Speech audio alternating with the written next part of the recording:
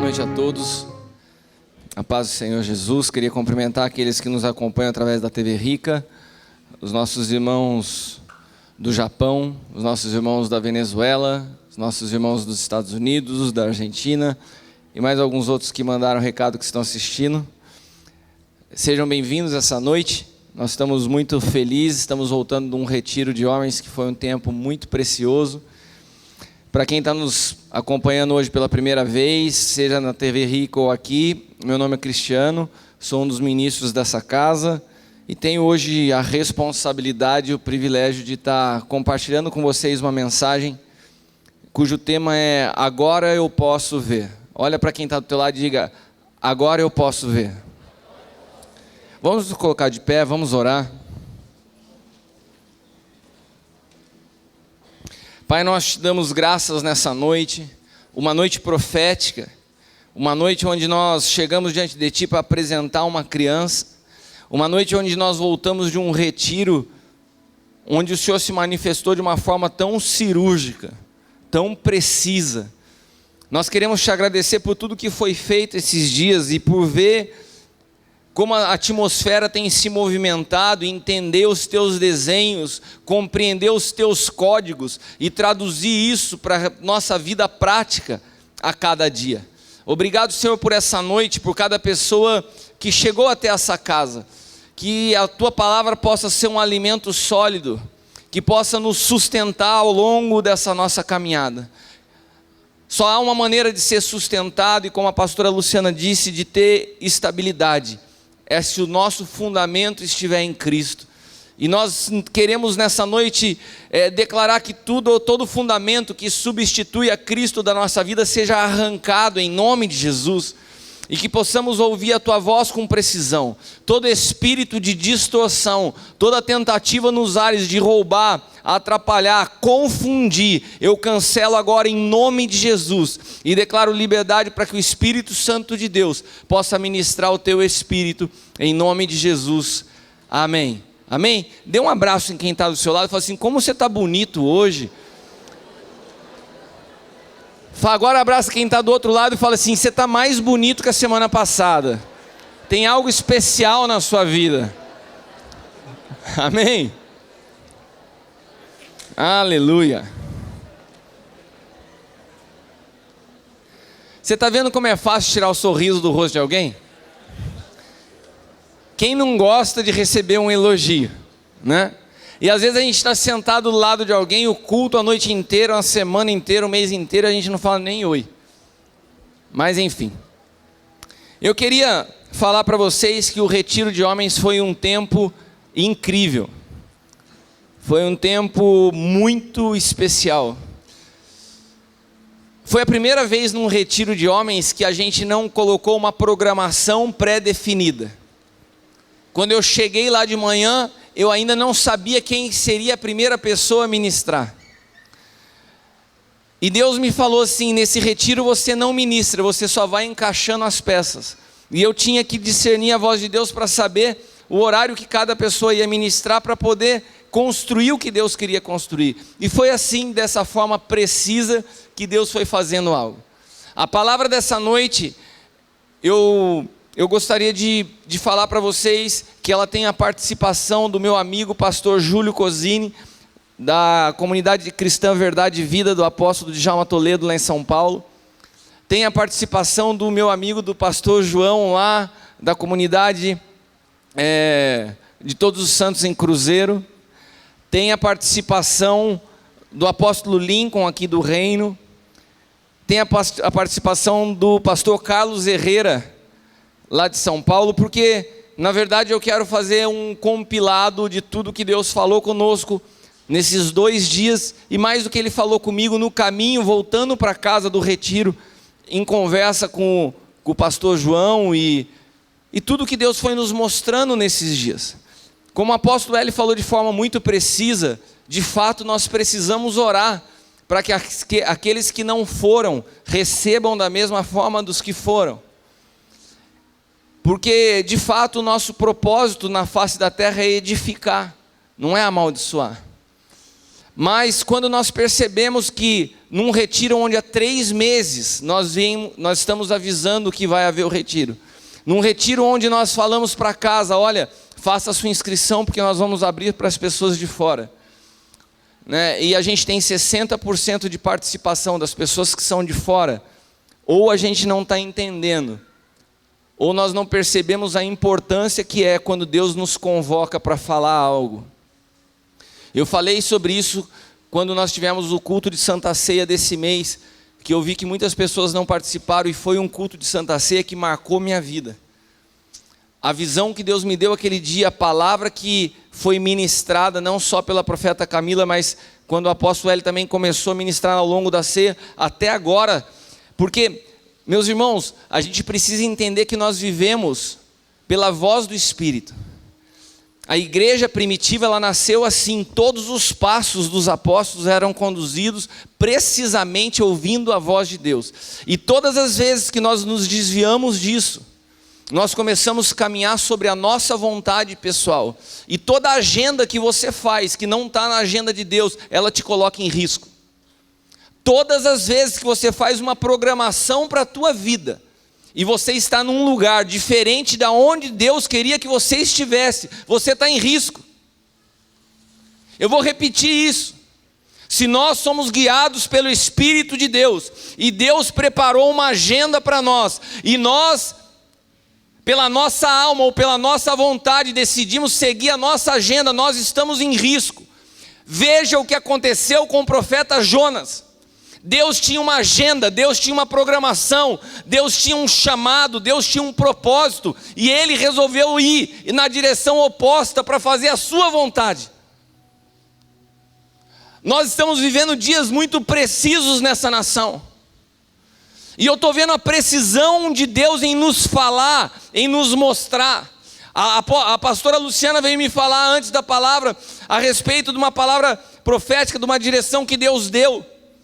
E quando ela veio me falar, eu falei assim: Lu, é exatamente sobre o que eu vou ministrar nessa noite. Isso só confirma que Deus está falando. Deus está falando, Deus está mostrando. O que aconteceu essa semana na nossa nação não é um acaso. Sabe, os economistas, na segunda-feira, por coincidência, eu estava vendo a Globo News, e já havia uma série de previsões de mudança da economia, de retorno de crescimento, as empresas já pensando em contratar novos funcionários, e de repente uma bomba de uma notícia num dia transforma a realidade do país da noite para o dia. Nenhuma estabilidade humana pode trazer segurança ao homem. Se nós não estivermos fundamentados em Cristo, tudo isso é em vão. Não tem dinheiro na conta que suporte uma enfermidade repentina. A semana passada, num culto de domingo, eu estava sábado, num final de semana com a minha família, passeando, de repente me liga o rapaz que está comigo lá em casa e falou assim: Kiko, o cachorro de uma hora, eu tenho 3 cachorrinhas lá em casa, né? E ele falou assim, uma delas, eu saí, dei comida para ela de manhã, sábado, quando era noite, uma delas estava praticamente morta, estendida no chão. Eu falei: como assim? Vou estar morta. Não está enxergando, a perna paralisada. Eu cheguei correndo no sábado à noite, o olho dela estava verde. Saía um negócio verde do olho, a perna paralisada, ela não latia, não comia. Eu falei: meu Deus, o que é isso, cara? Levei ela correndo para o veterinário sábado à noite. Para entrar, você paga uma taxinha de R$200, só para ele ver o cachorro. Diz que o rim parou. Comeu uma semente de palmeira, travou no intestino. Eu sei que uma cachorra saudável da noite para o dia quase morreu. Sexta-feira agora ela voltou para casa, teve que fazer uma cirurgia. Vocês estão rindo porque não foi da conta de vocês que saiu o dinheiro para pagar. Gente, eu estou falando de um cachorro para falar a fragilidade da vida. Nós não temos o controle de nada. Sabe o que aconteceria se eu não pudesse, se eu não tivesse condições de pagar para essa cachorra sofrer a cirurgia? Ela morreria. Nós não temos controle sobre as situações. O problema é que o dinheiro ele nos passa uma falsa sensação de segurança. E a pastora Zelinda certa vez pregou aqui sobre finanças e ela falou algo que é uma verdade absoluta. Nós somos dependentes de Deus nos tempos bons e nós somos dependentes de Deus no tempo mau. Nós dependemos de Deus quando está faltando tudo, mas nós dependemos de Deus, ou deveríamos depender de Deus, quando nós estamos vivendo em abundância. O problema é que a abundância provoca em nós um desejo de fazer a nossa vontade, de escrever a nossa agenda. E daí a gente marca coisas em dias e horários que Deus marcou outra. Por quê? Porque nós nos sentimos senhor das nossas vidas. E aí tem algo que parece sutil, mas é extremamente perigoso. Eu vi pessoas saindo desse retiro, pastores, vieram pessoas de Campinas, vieram pessoas de São Paulo, veio gente de Paraty, do Rio de Janeiro. E as pessoas falavam assim para mim: apóstolo, eu fui destruído, eu fui desconstruído. Outro me falou assim: eu fui massacrado. E na verdade a única coisa que nós fizemos foi ministrar a palavra de Deus. Só que a palavra de Deus, quando ela é pregada na sua essência, ela rasga aquilo que é pensamento humano a respeito de Deus, construído pelo véu da religião. Toda informação equivocada de Deus que você recebe através da religião produz um véu.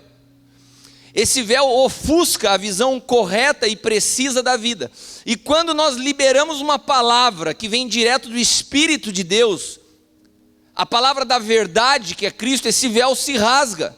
E esse véu se rasga, e é como se fosse um alimento que você não está acostumado a comer. O cachorro, voltando ao exemplo, o cachorro se acostuma, se você der ele, a comer só a ração. Se você muda a dieta do cachorro e tira da ração e põe uma comida diferente, ele tem indigestão, ele tem dor de barriga, ele tem um montão de coisa porque ele não está habituado com aquela comida. O que acontece é que a religião nos faz caminhar como verdadeiros cachorros, como animais. Você come uma ração igual todo dia, toda semana, todo mês, ela tem sempre o mesmo padrão, porque ela não tem vida. E daí de repente quando você chega com um alimento sólido, que é a verdade da palavra de Deus, produzido não de um seminário de teologia, mas na vida prática de um Cristo que é gerado através da morte e da ressurreição em nós, isso produz indigestão. Isso é tão pesado que chega a ser violento para ser digerido, porque nós não estamos habituados. E o grande problema que nós vivemos hoje não é a falta de acesso à palavra, mas é a distorção da palavra, pastora Luciana. É a distorção da palavra. Todos têm acesso à palavra, e hoje a palavra se tornou mais acessível do que qualquer outro tempo na história. E o problema é que hoje isso está produzindo os cristãos de YouTube. Nós temos igrejas, pastores, ministros que nós admiramos através do YouTube. E é tremendo você ter alguém que você admira pelo YouTube, porque você ouve o que você quer, você para na hora que você quer, e se ele for te corrigir, você muda de canal e ouve outro pastor. É muito tranquilo conduzir a vida assim, sem ser tocado, sem ser confrontado e escolhendo a mensagem que eu quero ouvir. A geração do YouTube. O profeta Tiago teve uma visão que nós compartilhamos no retiro dos homens. E foi muito violenta a visão, porque ele teve antes do retiro. E aquela visão acontecia, o cenário daquela visão era o retiro. Nós estávamos no sítio do Lelé. E de um lado os homens, e de um outro lado, cercado, não tinha acesso às esposas e às crianças. Cadê o Tiago? Se eu errar, você me corrige. E de repente o Tiago consegue sair daquele local onde estava e vai ao refeitório. E ele chega, os homens estão todos de cabeça baixa e comendo de uma forma meio mecânica, estranha, cabisbaixo, com um semblante estranho. E o Tiago então vai à cozinha, e ele vê uma cena que ele falou que ele não via há muito tempo em filme de terror. Os cozinheiros naquele local, eles estavam colocando como alimento outros homens. Então eles picavam pessoas, cortavam um braço, perna, iam mutilando o corpo e colocando naquele caldeirão, e era aquilo que era servido aos homens. E o Tiago recebeu aquela visão, eu me recordo, faz mais ou menos uma semana atrás, ele me passou e falou assim: cara, eu não sei o que é, mas Deus está me falando sobre isso. Eu falei: cara, eu não consigo discernir também. E quando nós estávamos no retiro, na última ministração, eu chamei o Tiago e Deus deu a ele a revelação do que era aquela visão. Aquilo refletia essa geração de YouTube, essa geração de homens que estão se alimentando de outros homens. São homens que se alimentam de outros homens. E muitos de nós estamos assim. Nós não conseguimos mais. E quando eu falo homens, falo com H maiúsculo. Homens e mulheres. Nós não conseguimos mais ouvir a voz de Deus. Nós não conseguimos mais ter a presença de Deus.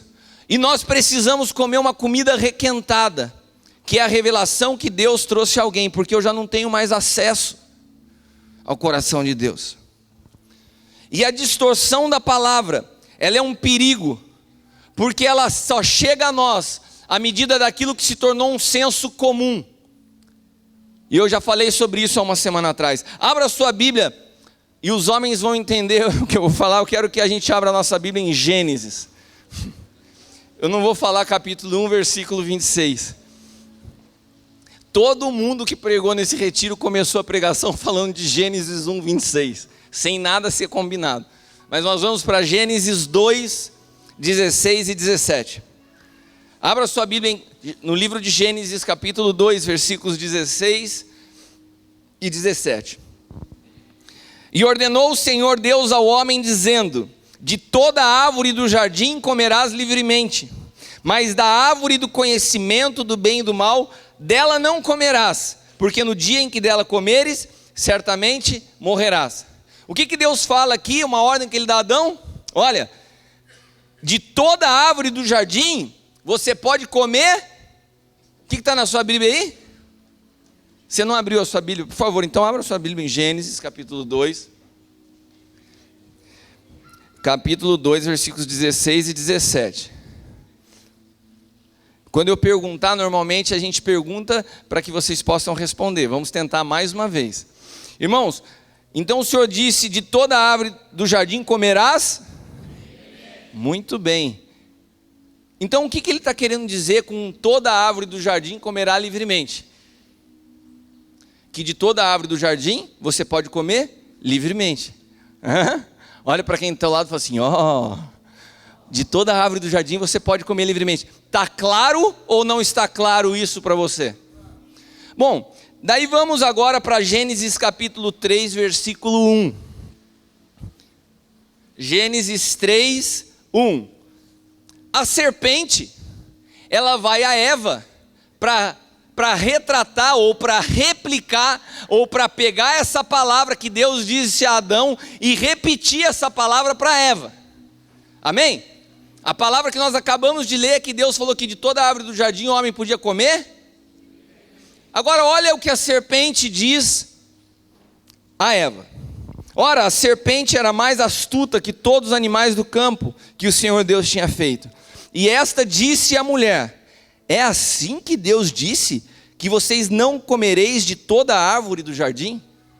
Gente, foi isso que Deus disse? O que Deus disse? Que de toda a árvore podia se comer? Só não era para comer da árvore do conhecimento do bem e do mal.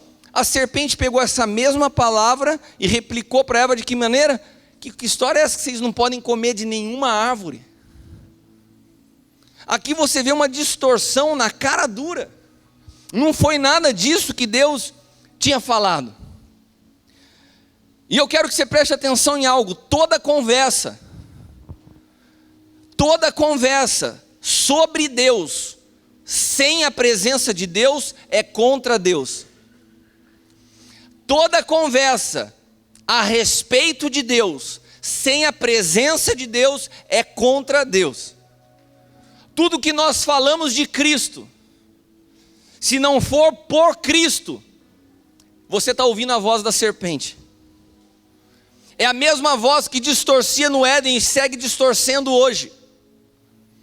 Todas as vezes que de um púlpito sai uma palavra falando de Deus ou falando de Cristo, mas não sai de Cristo, sai de conhecimento humano, essa palavra não é inspirada por Deus, ela é a voz da serpente, produzindo distorção, como desde o princípio ela produziu. Ela faz uma adaptação que se encaixa ao teu interesse pessoal. E isso é a característica dessa geração que busca mensagem no YouTube. Eu quero uma palavra que se adapte à minha realidade pessoal. Eu quero um perfil de mensagem que se enquadre na necessidade da minha alma. Eu quero algo que eu sinta que é gostosinho de ouvir. Hoje as grandes estruturas, as grandes denominações, quando elas se deparam com a verdade, quando elas se deparam com a palavra na sua essência, que a igreja deve ser edificada sobre os 5 ministérios, sobre o novo pacto, que o centro de tudo é Cristo. Quando estruturas que foram construídas fora da verdade se deparam com isso, elas começam a fazer conta do prejuízo que isso poderia causar à instituição e à estrutura para se viver a verdade. E muitas vezes na hora que se faz essa conta, chega-se à conclusão: vamos continuar fazendo do nosso jeito. Repita comigo: o meu jeito é oposto ao jeito de Deus. Se eu estou edificando algo do meu jeito, eu estou edificando contrário à vontade de Deus. Deus tem o seu modelo, Deus tem a sua maneira, Deus tem o seu próprio projeto, e nós precisamos estar sempre atentos à vontade de Deus. Se o centro não é Cristo, tudo o que nós fazemos bem intencionados,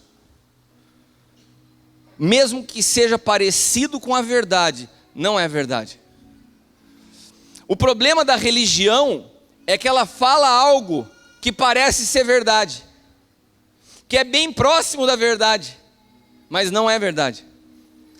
Eva, ela simboliza exatamente, a serpente, ela simboliza aqui exatamente isso. Ela fala algo parecido a Eva, mas que produz um resultado totalmente diferente do que Deus tinha falado. Quantos estão entendendo? Amém? Coloque a sua mão sobre a sua cabeça. Eu estou confrontando um espírito nessa noite. E essa palavra ela não pode chegar de forma confusa na sua mente. Você tem que entender o que está acontecendo aqui nesse lugar. Senhor, em nome de Jesus, eu declaro que nós temos a mente de Cristo.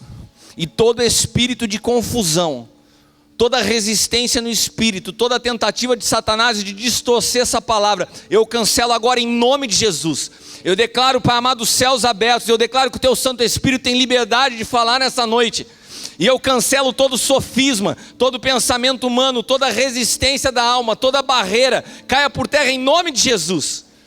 Amém? Fale amém.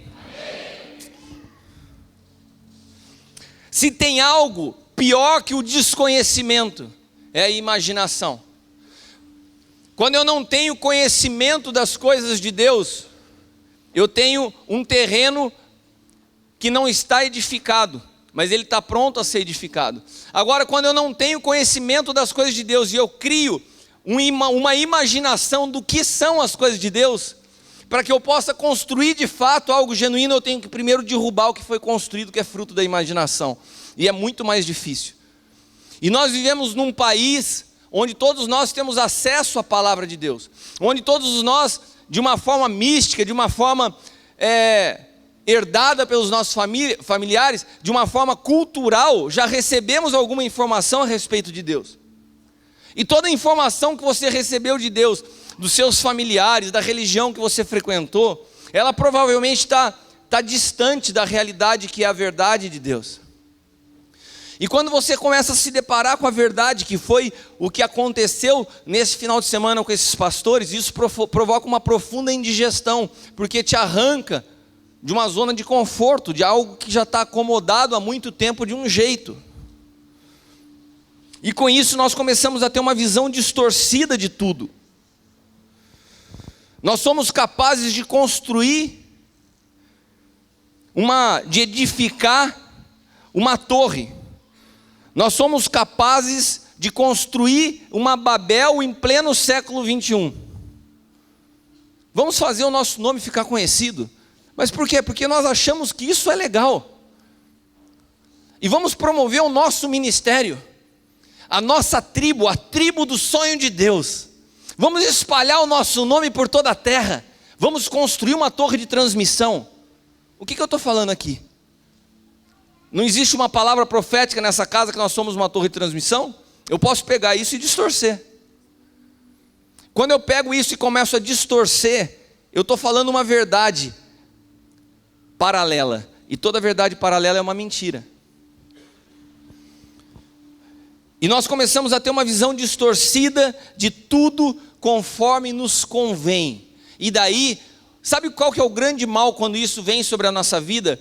Que daí a nossa obediência também se torna distorcida. Porque pior do que a desobediência é a falsa obediência.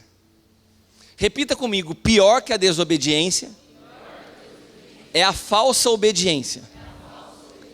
Você sabe do que eu estou falando ou não? Você já conseguiu pegar o que é a falsa obediência? Sim ou não? Vamos ver um exemplo na Bíblia, depois a gente tenta trazer um exemplo prático. Abra sua Bíblia em 1 Samuel 15.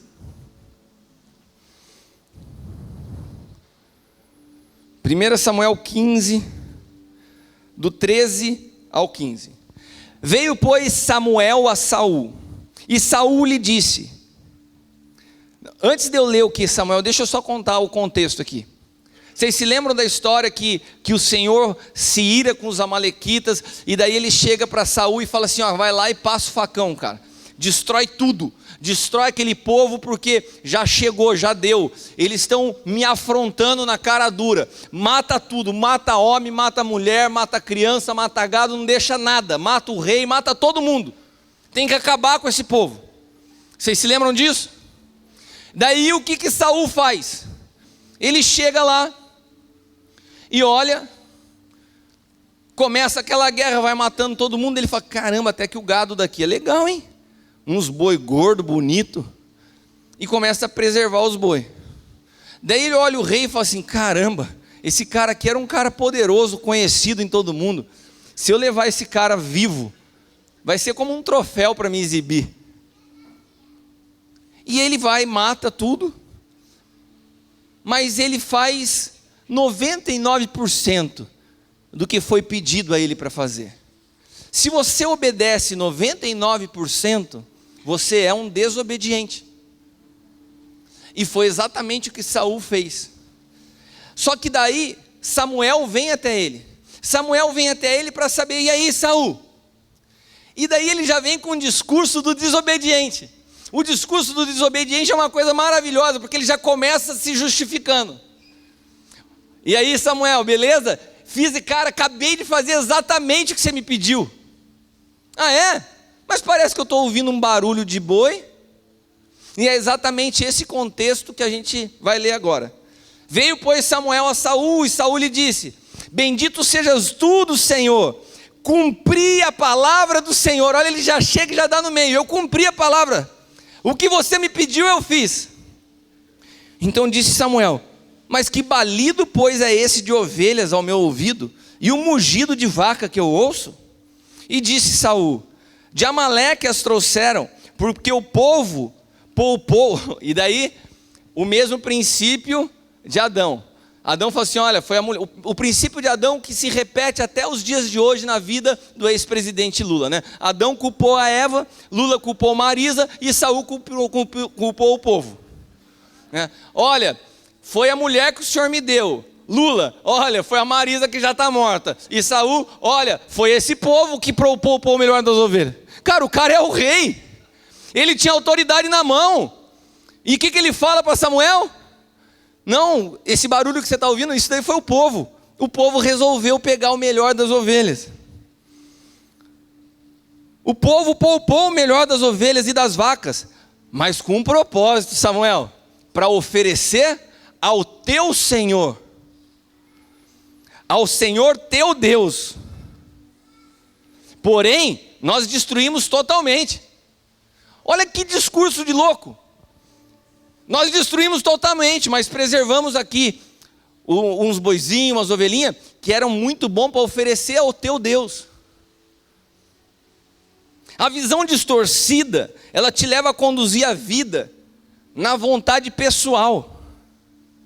E o problema da sua vontade, repita comigo, o problema da minha vontade é que ela é oposta à vontade de Deus. Existem muitas boas práticas de muitas boas pessoas que já foram rejeitadas por Deus. Você olha e fala assim, mas é uma boa prática. O cara é um cara bom, mas já está rejeitado por Deus.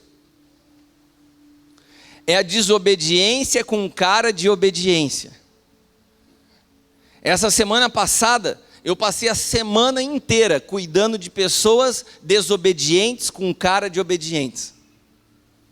Foi uma semana, porque no sábado, Deus trouxe a luz no culto de Santa Ceia. Deus me deu uma visão de 3 casas. Eu não vi a porta, eu só vi a parte de cima e eram janelas embaçadas. E o Senhor falou para mim, essas 3 casas representam 3 pessoas. E me mostrou o nome das pessoas. E uma delas eu falei ao apóstolo Eli, fui até ela e falei, Deus me deu essa visão com relação a você. Só que Deus tinha me dado a visão e não tinha me falado o resto. Mas quando eu sentei na frente da pessoa, Deus começou a me mostrar exatamente como estava tudo dentro. Aquilo que ela nunca mostrou. Aquilo que estava transvestido de uma aparência de santidade. E o interior já estava completamente corrompido, Deus abriu. E a pessoa falou assim, é exatamente assim que eu estou. Eu falei assim, sabe como seria muito melhor se essa conversa acontecesse? Se não fosse Deus que me contasse, mas fosse você que viesse ter me falado. Porque é muito difícil tratar com gente embaçada. É muito difícil tratar com gente desobediente, com aparência de obediência. E olha o que acontece nesse caso. 1 Samuel 15, do versículos 19 em diante. Olha o que Samuel diz a Saul, depois que ele veio com esse papinho furado, de que obedeceu fazendo a sua vontade. Obediência parcial é desobediência. Isso tem que ficar muito claro para nós. Servir a Deus é algo radical, não dá para fazer pela metade. Não dá para fazer até onde te convém, meu irmão. Não dá para você pegar a Bíblia e falar assim, cara, a Bíblia é um livro tremendo. Grande parte dela eu consigo aplicar na minha vida. Não. Se você não aplica 100% dela na tua vida, você não está vivendo a palavra de Deus. 1 Samuel 15, do 19 ao 23, diz assim, porque, pois, não deste ouvido à voz do Senhor, antes se lançou ao despojo, e fizeste o que parecia mal aos olhos do Senhor. Preste atenção que era bom aos olhos dele. Ele tinha uma justificativa boa, mas era mal aos olhos do Senhor. Então disse Saul a Samuel, antes dei ouvidos à voz do Senhor, e caminhei no caminho pelo qual o Senhor me enviou, e trouxe Agag, rei de Amaleque, e os amalequitas, destruí totalmente, mas foi o povo que tomou do despojo as ovelhas e vacas, o melhor do interdito para oferecer ao Senhor teu Deus em Gilgal.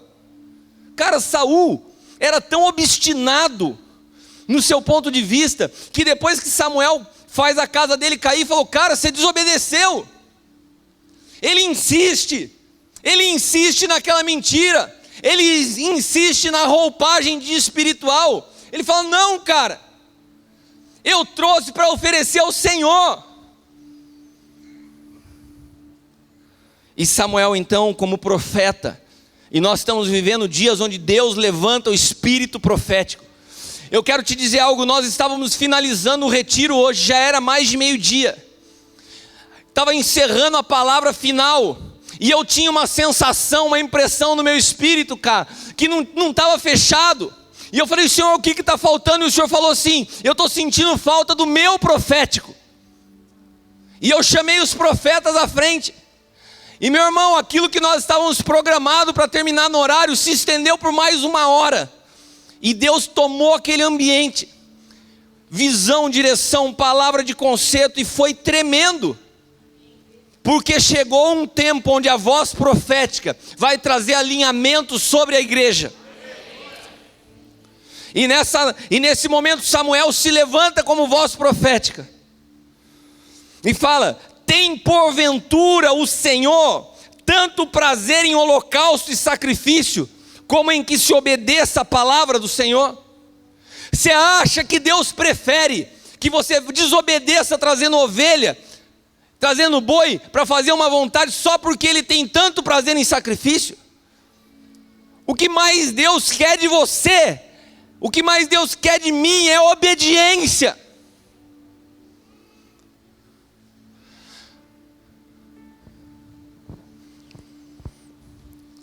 Eis que o obedecer é melhor do que sacrificar, o atender melhor do que a gordura de carneiros, porque a rebelião, você que está me ouvindo em casa, porque aqui não tem, você que está na TV Rica, nessa casa não tem isso, mas você que está me ouvindo e é um rebelde, a palavra de Deus diz, porque a rebelião é como o pecado de feitiçaria, e o porfiar como a iniquidade e a idolatria.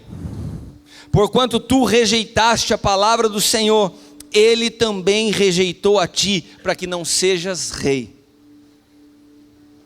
Olha que coisa séria. A desobediência com cara de obediência produz rejeição. Deus reprovou esse cara. Deus chama ele de rebelde, obstinado. E Deus compara isso ao pecado da feitiçaria e da idolatria. Você sabe que grande parte dos chamados evangélicos nessa nação são pessoas que não têm compromisso nenhum com suas autoridades.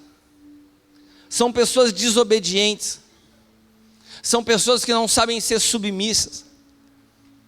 E ainda batem no peito para criticar essa ou aquela religião, chamando de idólatras. A desobediência é algo exatamente igual à idolatria, exatamente igual ou pior que a feitiçaria. E a gente às vezes se veste de uma soberba espiritual para achar que nós somos alguma coisa. A desobediência e a rebelião, elas estão todas juntas na mesma raiz que se chama egoísmo. Porque a pessoa rebelde, a pessoa desobediente, ela tem a vida centrada no eu. É a minha vontade que prevalece, por isso eu desobedeço. E o eu, ele está totalmente ligado à natureza adâmica. Sabe essa natureza que você herdou de Adão e que até hoje não foi arrancada da tua vida? É o que te faz continuar vendo o mundo através da ótica do eu quero, do que eu acho, do que eu preciso, a minha bênção, a minha vontade. Nós estávamos no retiro e eu falei para os homens assim, no primeiro dia, no sábado pela manhã, acabando a palavra, vocês podem ir ao carro, peguem suas malas, coloquem no quarto e nós vamos almoçar. E eu queria pedir algo a vocês. Toda essa infraestrutura maravilhosa que nós temos no sítio não é para nosso uso, nós não viemos aqui a lazer. Ninguém vai jogar bola, ninguém vai usar piscina, ninguém vai fazer nada. Nós vamos retornar com a palavra à tarde, mas nesse intervalo, fique num tempo seu em solitude, comece a buscar a Deus, procura digerir o que foi ministrado nessa manhã. Beleza? Amém. Fomos para o almoço, quando eu estou saindo do almoço eu ouço barulho de jogo. Falei, cara, eu tinha acabado de falar. Sabe, é uma dificuldade tão grande de obedecer. A nossa mente ela é tão cauterizada para fazer a nossa vontade, porque a gente pensa a vida centrada no eu. E como a Lu falou, sabe qual que é o perigo de uma vida centrada no eu? Você não está nem aí para quem está do teu lado. É a minha bênção. É a minha vitória. É o eu. Não olhou para mim. As pessoas mais frágeis são as pessoas mais egoístas. Porque se elas acham que o universo gira ao seu redor, é um cumprimento que não acontece, é um convite que não é feito, e já produz às vezes uma sensação de exclusão. Mas quando os nossos olhos naturais se abrem, Preste atenção, não estou falando de olhos espirituais. Quando os nossos olhos naturais se abrem e a nossa natureza é uma natureza adâmica, a única coisa que nós vemos são coisas naturais. Nós somos conduzidos pela nossa vista. E aqui eu quero fazer um paralelo. Quantos aqui conhecem a história de Bartimeu?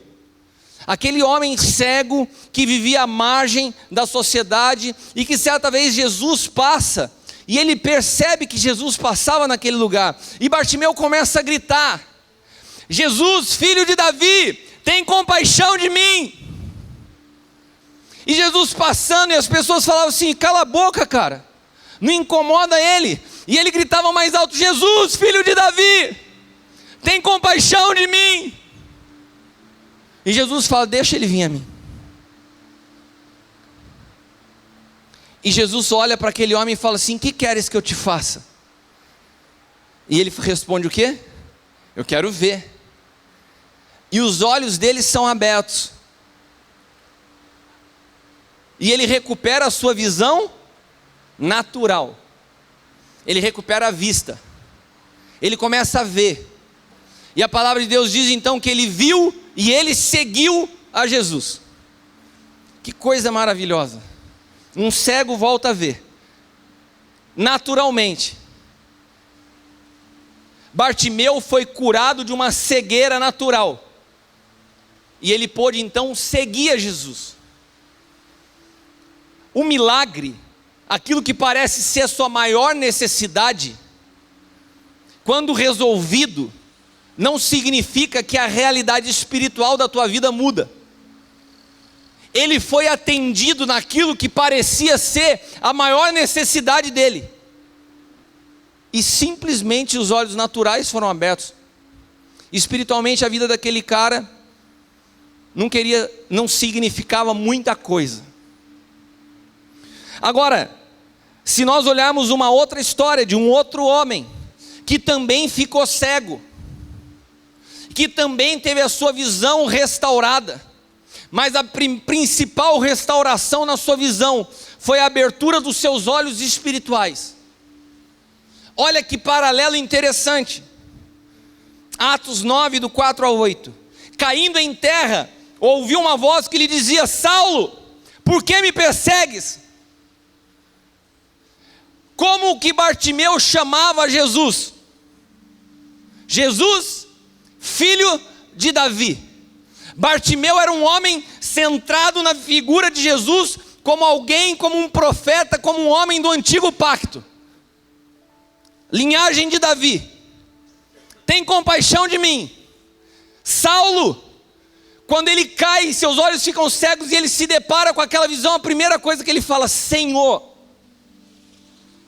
Ele não chama Jesus de filho de Davi, ele fala Senhor. Ninguém chama a Cristo de Senhor, se não for pelo Espírito. E ele diz assim: quem és, Senhor? E disse o Senhor: eu sou Jesus, a quem tu persegues. Duro é para ti recalcitrar contra os aguilhões. E ele, tremendo e atônito, ele diz: Senhor, que queres que eu te faça? E disse-lhe o Senhor: levanta, entra na cidade, e lá te será dito o que convém fazer. Os homens que iam com ele pararam espantados, ouvindo a voz, mas não vendo ninguém. E Saulo se levantou da terra e, abrindo os olhos, não via ninguém. Olha que coisa interessante. Saulo se levanta sem ver naturalmente, mas com a sua visão espiritual aberta. Eu quero fazer um parênteses aqui, eu volto para Saulo. Eu tenho ido praticamente todos os meses ao presídio visitar algumas pessoas que estão ali, ministrar com eles. E eu tenho levado o livro. E em virtude do livro estar circulando dentro da cadeia, eu tenho recebido muitas cartas de presidiários. A semana passada eu recebi uma carta que mexeu muito com a minha vida. Sabe aqueles dias difíceis? Sabe aqueles dias, quantos aqui já tiveram dias difíceis? Alguém já teve? Sabe aqueles dias que você se levanta e tem uma pressão muito grande? Parece que tem alguém colocando uma mão para você nem levantar da cama, de tanta pressão.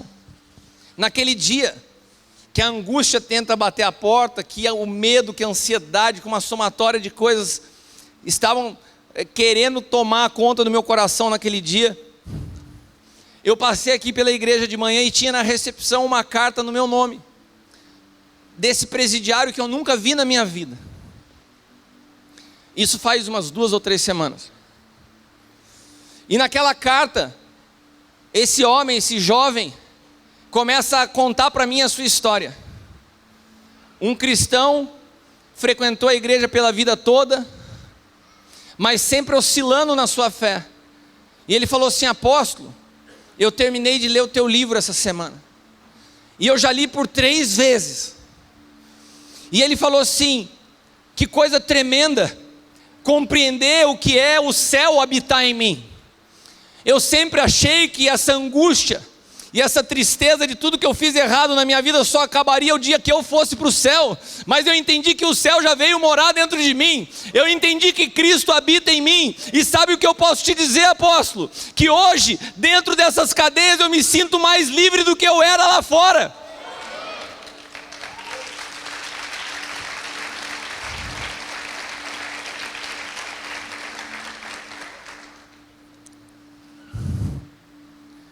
Repita comigo: a verdade nos liberta. Ele entendeu isso. E quando eu li aquilo, eu falei assim: Senhor, se tudo que eu passei até aqui para que Cristo fosse formado e continuar sendo formado em mim, fosse suficiente para produzir a transformação na vida desse homem, já teria valido muito a pena. E essa semana eu fui lá para visitá-lo. E quando eu cheguei, eu não avisei, não marquei com ele, simplesmente apareci. E quando aquele rapaz chega ao meu encontro, estava com as suas algemas, tinha acabado de raspar o cabelo, tinha muito pelo na sua camisa. E eu cheguei até ele, ele não sabia quem eu era. A única foto que ele tinha minha era da contracapa do livro.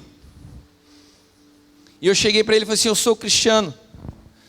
E ele olhou para mim e parecia que ele estava vendo um fantasma.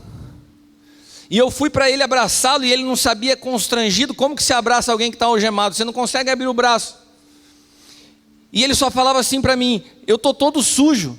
Eu falei: hey, que isso, rapaz? Para com isso, eu vim aqui para te abraçar, eu não vou te abraçar porque você está com pelo na camisa. Meu irmão, vou falar para você, pensa num abraço, que você percebe a presença de Deus tomando um ambiente. Sabe, a grande chave do cristianismo é você amar quem não pode te fazer nada em troca. A chave do cristianismo é quando você tira o centro da vida do seu umbigo. A chave do cristianismo é quando você não suspeita mal dos outros. Quando nós conseguimos conviver como o corpo de Cristo sem julgar uns aos outros.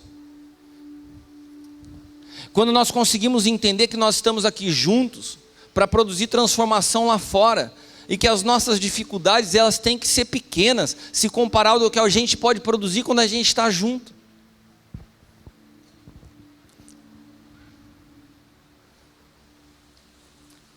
Voltando aqui à história de Saulo.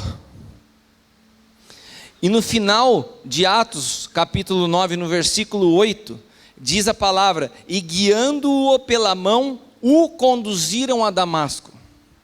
Eu quero só mencionar para você algumas diferenças desses 2 homens. Um deles tem a revelação de Jesus como descendência de Davi. É uma visão limitada ao antigo pacto.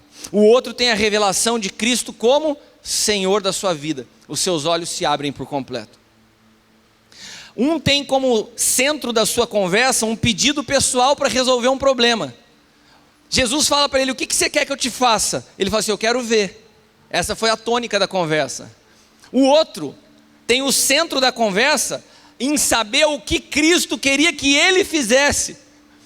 Olha que coisa mais maluca. Jesus chega para Bartimeu e fala: o que queres que eu te faça? E Saulo, quando os seus olhos espirituais se abrem, ele fala: Jesus, o que queres que eu te faça? Sabe a diferença de alguém que teve um encontro com Cristo, daquele que conhece a Jesus de ouvir falar? Aquele que frequenta a igreja e ouve falar de Jesus, mas não teve um encontro com Ele, vem sempre na perspectiva de querer receber algo. Vem sempre pensando, o que Ele pode fazer? O que a igreja pode fazer para mim? Como vai atender o meu problema? Como vai solucionar a minha vida? Mas quando você se depara com Cristo, seus olhos espirituais se abrem, a conversa muda. Você fala, Senhor, qual o meu propósito? Como eu posso servir ao corpo de Cristo? O que o Senhor quer que eu te faça? Muda tudo. A perspectiva é outra. E sabe o que aconteceu com Bartimeu? Seus olhos foram abertos e ele seguiu o seu caminho, sozinho. Diz a palavra que ele seguiu a Jesus. E sabe o que aconteceu com Paulo? Seus olhos espirituais abertos, seus olhos naturais fechados. E a palavra de Deus diz que ele teve que ser conduzido pelo caminho. Quando seus olhos naturais estão abertos e os seus olhos espirituais estão fechados, a vida é uma vida egoísta e você caminha sozinho. Quando seus olhos naturais estão fechados para as coisas do mundo e os seus olhos espirituais se abrem, você sempre precisa ser conduzido por alguém. O reino de Deus é um reino corporativo, ninguém caminha sozinho, nós sempre vamos precisar uns dos outros. E espiritualidade não tem a ver com performance, mas com uma libertação do eu. Não é o quanto você ora, não é o quanto você jejua, não é o quanto você prega, mas é o quanto você se libertou do eu. É o quanto a sua vida deixou de estar centrada em você e passou a estar centrada em Cristo. É um desprendimento dos anseios naturais por uma busca de manifestar a eternidade na realidade presente. Eu preciso ler, eu preciso discernir os códigos de Deus para esse tempo. O que está acontecendo nessa nação é um reflexo da igreja. Nós como igreja iremos passar por uma lava-jato espiritual. Ouçam o que eu estou te dizendo. Todas as vezes que o padrão sobe, Deus vem com juízo. Quando a igreja nasce, Ananias e Safira são fulminados, porque havia uma presença, um temor por Deus. Quando esse temor retorna à igreja, quando a igreja cresce em estatura, respondendo a tua pergunta, isso vai voltar a acontecer. Não há mais tempo de brincar de ser cristão. Nós vamos ver isso acontecendo. Ouça o que eu estou te dizendo. O que aconteceu na política vai varrer as igrejas dessa nação.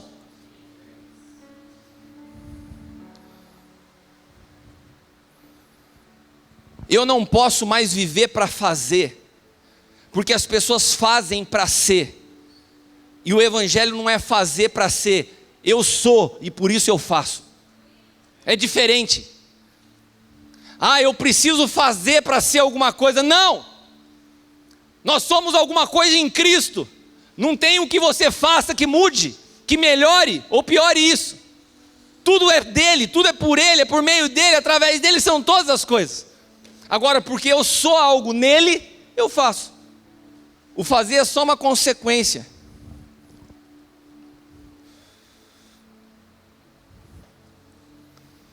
Daí a gente ministra num retiro sobre paternidade e começa um montão de gente que vive em desobediência, se aproxima quando vê os filhos de fora, falando dos privilégios, dos benefícios de uma paternidade. Eu quero ser filho, eu quero andar junto. Ou melhor, o que eu ouvia era, eu quero andar junto, eu quero ser filho. A ordem dos fatores altera o resultado. Quando você fala, eu quero andar junto, eu quero ser filho, eu quero te falar uma coisa, resposta errada. Porque você é filho, você anda junto. Você não vai se tornar filho andando junto.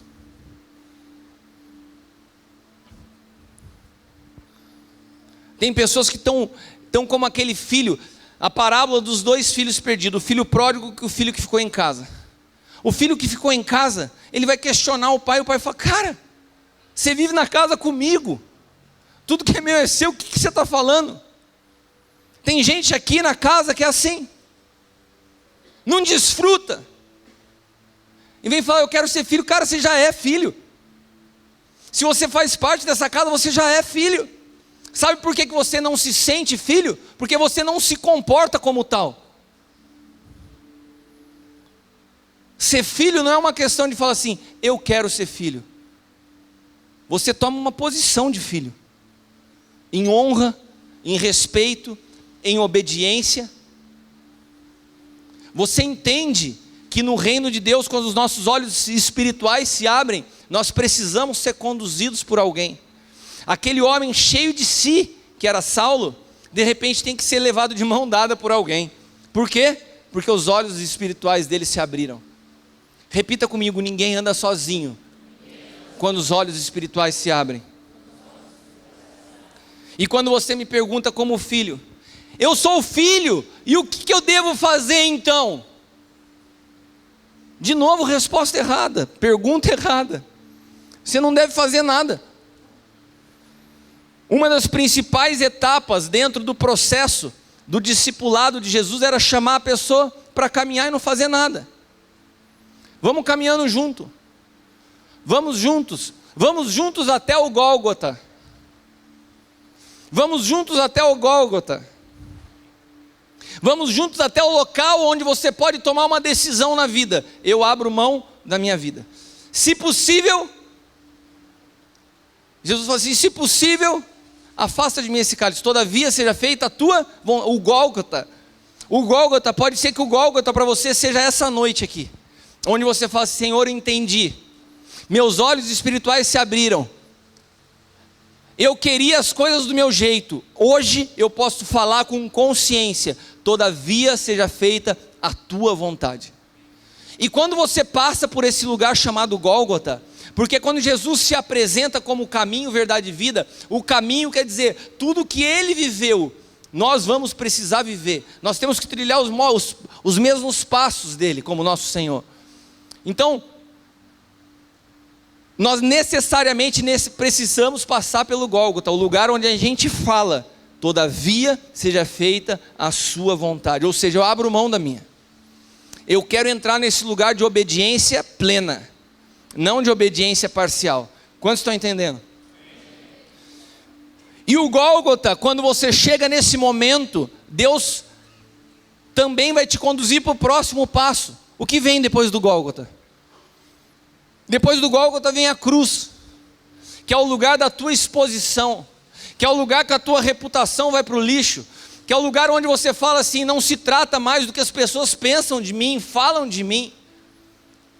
Agora a cruz me libertou, a cruz rasgou o homem exterior para que Cristo se revele através de mim. Quando eu passo pela cruz, então vem um próximo passo. O que acontece depois da cruz?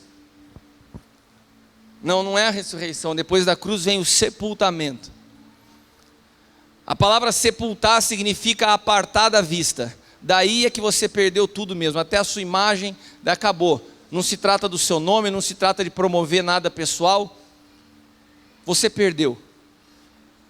E quando você consegue chegar até esse lugar, e que parece, a sensação que a gente tem é de fim de linha, acabou tudo, cara. Acabou tudo, perdi moral, perdi reputação, perdi o meu nome. Daí que o Senhor nos olha e fala assim, cara, você está no ponto.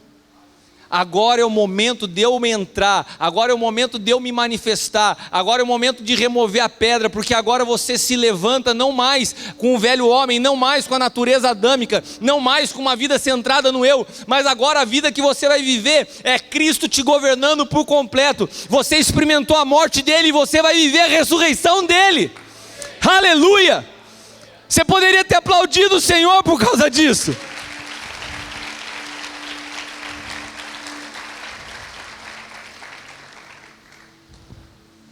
Você está entendendo que esse caminho é o caminho que todos nós temos que trilhar, e que ele começa com uma palavrinha chave: obediência.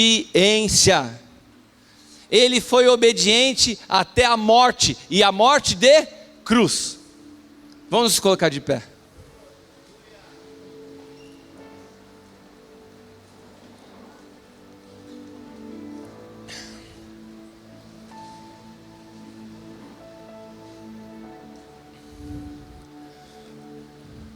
Preste atenção, meu irmão.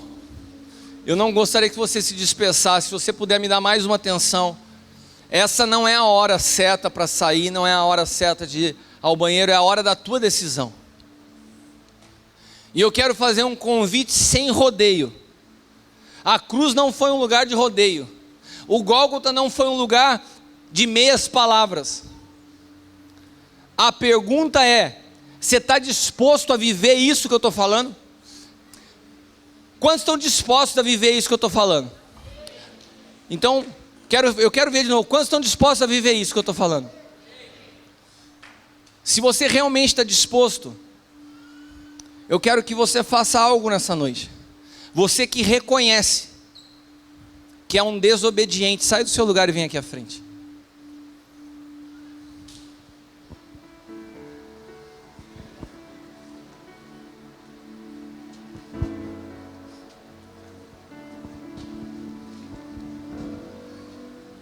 Esse é o lugar da nossa exposição. Eu sei que tem gente que está com a perna bamba no lugar. Aí se eu for, o que vão pensar de mim? Meu irmão, a cruz é o lugar onde o rei é chamado de endemoniado. Não se trata mais daquilo que vão pensar de você. Se trata de uma decisão que muda a tua realidade. Eu queria te convidar a vir mais à frente. Vem mais à frente.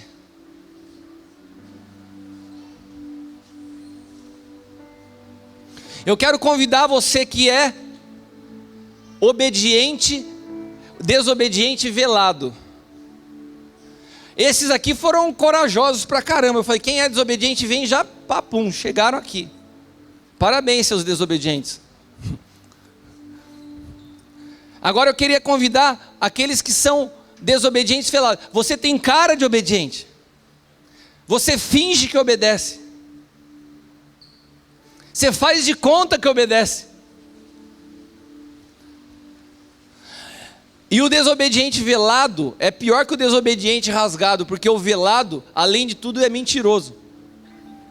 Se esconde atrás da reputação de obediente. Será que tem algum corajoso que fala assim, eu sou esse cara e eu quero ir nesse apelo? Eu quero te falar algo que eu falei para os homens nesse retiro. No mundo, a exposição produz vergonha. No reino de Deus, a exposição produz cura. Nós não estamos aqui para te envergonhar, não. Sabe por que eu estou fazendo isso? Não é para te envergonhar, é para te curar. Porque a única forma de dissipar as trevas é trazendo luz. Quando você sai desse lugar escondido e vem, você está trazendo luz a uma realidade, você está assumindo uma identidade distorcida para viver uma verdade. Amém? Quantos estão entendendo? Nós vamos orar nessa hora. Eu queria me despedir daqueles que estão em casa, que você possa também se posicionar nessa noite, entendendo essa palavra, que isso produz uma transformação genuína na sua vida. E a chave para essa mudança se chama arrependimento. Então que você possa se arrepender de toda desobediência, seja ela escancarada, seja ela com aparência de obediência, de toda distorção da palavra. Se lembre que todas as vezes que você fala uma palavra de Deus distorcida, você está dando vazão à serpente. Então que você se arrependa e que a tua vida possa ser transformada. O propósito dessa palavra é que você seja edificado em Cristo, e tudo aquilo que substitui o fundamento de Cristo na sua vida seja arrancado em nome de Jesus. Amém? Deus te abençoe.